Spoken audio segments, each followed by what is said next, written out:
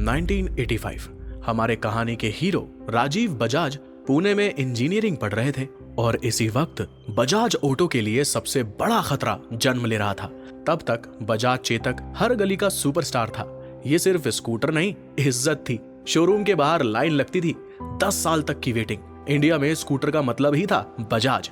पर फिर आया हीरो होंडा। उनकी CD100 ने कहानी ही बदल दी। 4 stroke Japanese engine, stylish look और 80 kmpl का माइलेज, ये नई जनरेशन के सपनों से मिलती जुलती थी। पर बजाज ने इस थ्रेट को हल्का लिया। उनका मानना था इंडिया स्कूटर चलाता है, मोटरसाइकिल तो सिर्फ एक फेज है। अगले कुछ साल बजाज के लिए स्लो पॉइजन जैसे गुजरे और 1989 तक एक चीज बिल्कुल क्लियर हो गई थी कि मोटरसाइकिल्स सिर्फ एक फेज नहीं था, ये फ्यूचर था। स्कूटर अभी भी बिक रहे थे, लेकिन हवा बदल रही थी। CD100 हर नुक्कड़ पे दिखने लगी थी। गांव से शहर तक मोटरसाइकिल्स की डिमांड बढ़ रही थी और बजाज अभी भी स्कूटर्स में अटका हुआ था। कंपनी के अंदर अब सवाल उठने लगे, मोटरसाइकिल्स बनानी चाहिए या नहीं। पर डिसीजन डिले होता गया क्योंकि बजाज को लगता था कि उनकी पहचान सिर्फ स्कूटर से है। राहुल बजाज की इसी सोच को चैलेंज करने वाले राजीव इस वक्त यूके के यूनिवर्सिटी ऑफ वॉरिक में अपनी मास्टर्स कर रहे थे, मैन्युफैक्चरिंग सिस्टम्स इंजीनियरिंग में। 1991 आया, एक ऐसा साल जो सिर्फ बजाज नहीं, पूरे इंडिया का गेम बदलने वाला था। लिबरलाइजेशन हुआ और कंपटीशन ग्लोबल होने लगा। मनमोहन सिंह के इकोनॉमिक रिफॉर्म्स ने पूरी ऑटो इंडस्ट्री को जला दिया।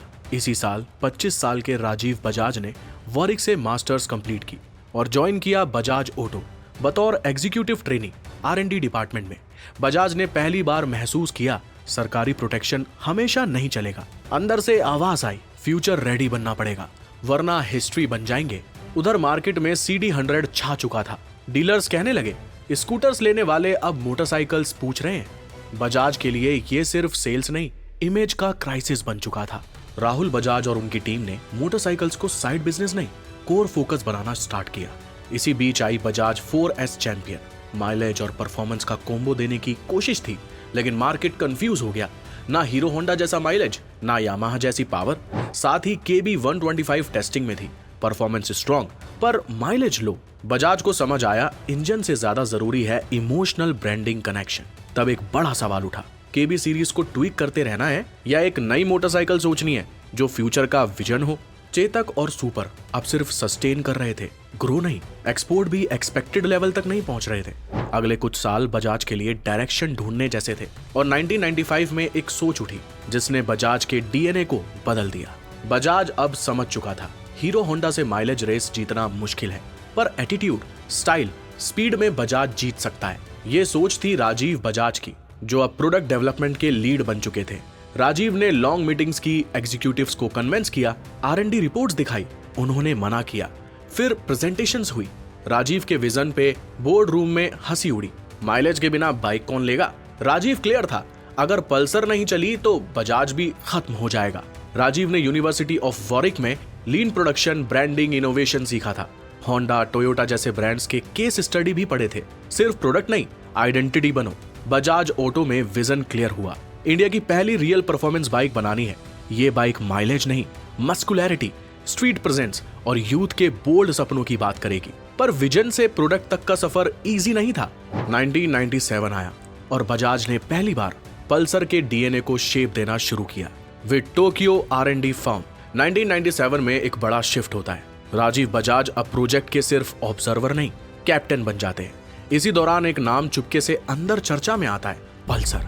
ऑप्शंस थे एलेक्सियर, पैंथर, वेलोसिटी, पर पल्सर में एक साइंस वाली पावर और यूथ वाली अग्रेशन का वाइब था।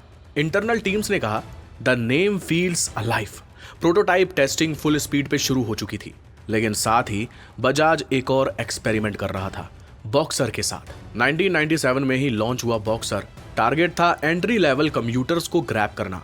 बाइक स्ट्रॉन्ग थी पर इमेज डल।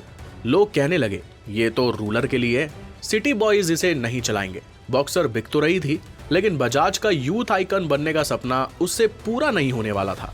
ये एक और सिग्नल था, हमें एक ऐसी बाइक चाहिए जो सिर्फ सस्ता ऑप्शन नहीं, एक स्टेटमेंट हो। परफॉर्मेंस बेंचमार्क सेट कर दिए गए।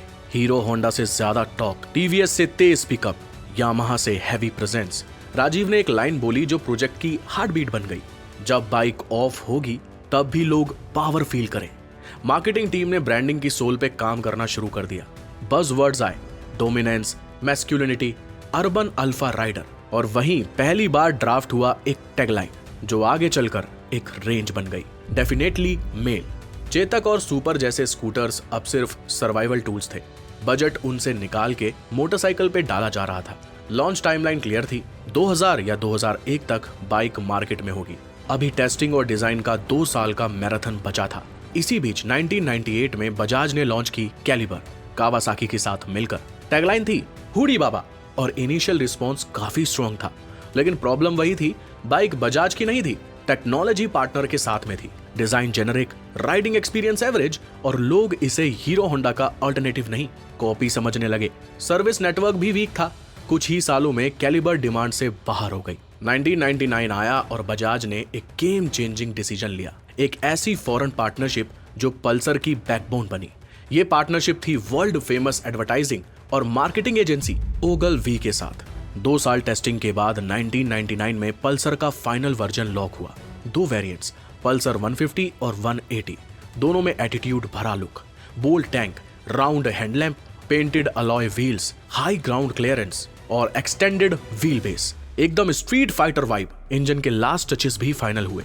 Digital CDI ignition, exhaust system torque boost के लिए, smooth clutch, fuel efficiency better थी, पर माइलेज का प्रेशर 0। टारगेट ऑडियंस क्लियर थी, 18 से 30 साल तक के urban males. Marketing strategy Ogilvy के साथ स्टार्ट हुई। Early concept dark, gritty, no mileage talk. Hero Honda market पे राज कर रहा था। स्प्लेंडर और CD100 SS mileage Kings. Bajaj का मार्केट शेयर 10% से नीचे था। पल्सर अब प्रोडक्ट नहीं, एक डू और डाई मिशन पे था। 150 प्लस डीलर्स को कॉन्फिडेंशियल मीटिंग्स में पल्सर दिखाई गई। Reaction explosive. यामाहा तो ओल्ड लग रहा था, ये बाइक रोड पर छुपी बॉडी बिल्डर लगती है। चकन प्लांट में प्रोडक्शन ट्रायल्स शुरू हो गए और बजाज बिग बैंग लॉन्च के लिए रेडी हो रहा था। 1999 में पल्सर की सोल बन गई। ये सिर्फ बाइक नहीं, बजाज की नई पहचान थी। दोस्तों, अगर आपको वीडियो अच्छी लग रही है तो ऐसी बिजनेस केस स्टडीज के लिए चैनल को सब्सक्राइब जरूर करिए। आगे बढ़ते हैं। नवंबर 2001 पल्सर फाइनली लॉन्च होती है। 2 मॉडल्स, पल्सर 150 और 180। मीडिया इवेंट बड़ा था, पर टैगलाइन उससे भी बड़ी, डेफिनेटली मेल। ये इंडिया का पहला बाइक एड था जो रूल्स तोड़ता था। ना माइलेज की बात और ना ही प्राइस की, सिर्फ एक मैसेज, एटीट्यूड सेल्स। यूथ का रिएक्शन फुल धमाका। डीलरशिप्स पे लंबी क्यूज। पहले 3 महीने में demand was greater than supply. Splendor को छोड़ के लोग पल्सर 150 ले रहे थे और RX 100 वाले शिफ्ट हो रहे थे पल्सर 180 पे। हीरो होंडा शॉक में था। स्प्लेंडर और पैशन वॉल्यूम में जीत रहे थे, लेकिन बजाज ने इंडियन यूथ का अटेंशन पकड़ लिया था। 10 साल में पहली बार बजाज का मार्केट शेयर फाइनली उठना शुरू हुआ। लेकिन सिर्फ स्टाइलिंग नहीं, स्पेक्स भी गेम चेंजर थे। इंडिया में पहली बार ऐसी बाइक दिख रही थी।